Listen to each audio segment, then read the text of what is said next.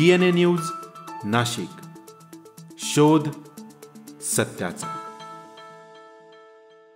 अरे लय लय लय लय अत्याचार, अरे लय लय लय लय अत्याचार, अरे मागणी आमच्या हक्काच्या, अरे मागणी आमच्या हक्काच्या।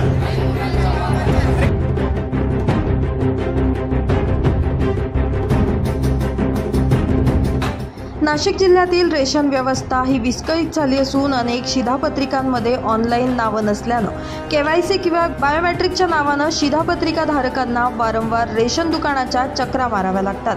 तर अनेक रेशन दुकानांमधून शिधापत्रिकेत ऑनलाईन असणाऱ्या नावांपेक्षा कमी लोकांचं आणि निकृष्ट दर्जाचं धान्य दिलं जात असल्याचे प्रकार समोर येत आहेत। यातच प्रत्येक रेशन दुकानात KYC आणि बायोमेट्रिक करण्याची सुविधा असून देखील अनेक रेशन दुकानदार इतर दुकानातील आणि गावातील नागरिकांचे KYC किंवा बायोमेट्रिक करण्यासाठी नकार देत असून KYC साठी पैशांची मागणी केली जात असल्याच्या तक्रारी समोर येत आहेत। त्यातच अनेकदा धान्य वितरण कार्यालयात नाव कमी करणं, शिधापत्रिकेत नाव वाढवणं, नवीन शिधापत्रिका सुरू करणं यांसह धान्य वितरण कार्यालयात सुरू असलेला एजंटचा सुळसुळाट यांसारख्या विविध अडचणींचं निवेदन घेऊन धान्य वितरण अधिकारी गणेश जाधव यांच्या कार्यालयात गेलेल्या राष्ट्रवादी काँग्रेस पार्टी OBC सेलच्या पदाधिकाऱ्यांना धान्य वितरण अधिकारी जागेवर न सापडल्यानं त्यांनी खुर्चीला निवेदन चिकटवून रेशन व्यवस्थेचा विरोध दर्शवत आंदोलन केलंय। दिवसांपासून आपण जर बघतो आहोत की नाशिक जिल्ह्याची ही रेशनिंग व्यवस्था कोलमडलेली आहे। बायोमेट्रिकच्या नावाखाली, KYCच्या नावाखाली गेल्या अनेक दिवसांपासून आपण जर बघत असाल तर लोकांना धान्य मिळत नाहीत। अनेक वेळेस वेबसाईट बंद असतात, वेळेवर धान्य वितरण केलं जात नाहीत। त्याच पद्धतीने आपण जर बघितलं तर बायोमेट्रिकच्या नावाखाली अनेक लोकांची नावं देखील उपलब्ध नसल्यामुळे त्यांना सारखे हेलपाटा मारावं लागल्या जातात। रेशन दुकानांमध्ये काही ठिकाणी एका रेशन कार्डात 5-5, 6-6 नावं ऑनलाईन दिसत असताना देखील रेशन दुकानदार जाणून बुजून केवळ 3 किंवा 4 लोकांचं धान्य देतात आणि उरलेलं 2-3 लोकांचं नाव तुमचं नाव आलेलं नाही असं सांगून त्यांची बोळवण करून त्याचा भ्रष्टाचार करतात। त्याच पद्धतीने सदरील धान्य निकृष्ट दर्जाचं त्या दुकानांमध्ये मिळतं। याबाबत वारंवार चक्रा मारून देखील FDO त्याच्यावर कुठल्या प्रकारची कारवाई करत नाही।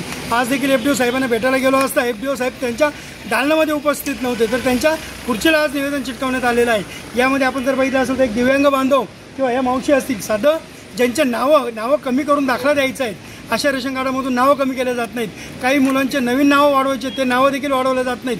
काही लोकांचे रेशन कार्ड ट्रान्सफर करायचे आहेत, काही बायोमेट्रिक करायचे आहेत। अशा कुठल्याही प्रकारचं काम इथं लवकर होत नाहीत। अनेकांचे गावावरून आलेले रेशन कार्ड ट्रान्सफरसाठी दिलेले आहेत, ते देखील त्या शिधापत्रिका त्यांना मिळत नाहीत। याच्यामध्ये आपण जर बघितलं असेल तर त्या धान्य वितरण कार्यालयाचा ताबा हा काही तिथल्या कथाकथित एजंटांनी घेतलेला असा लोकांचा संशय आहे। तिथं जर गेलं तर एजंट लोक सांगतात की नवीन रेशन कार्ड काढायचं असेल 7,000 रुपये लागतील, बायोमेट्रिक करायचं असेल 2,000 रुपये लागतील, तुमचं जर धान्य चालू करायचं असेल, कार्ड चालू करायचं असेल तर 4,000 रुपये लागतील।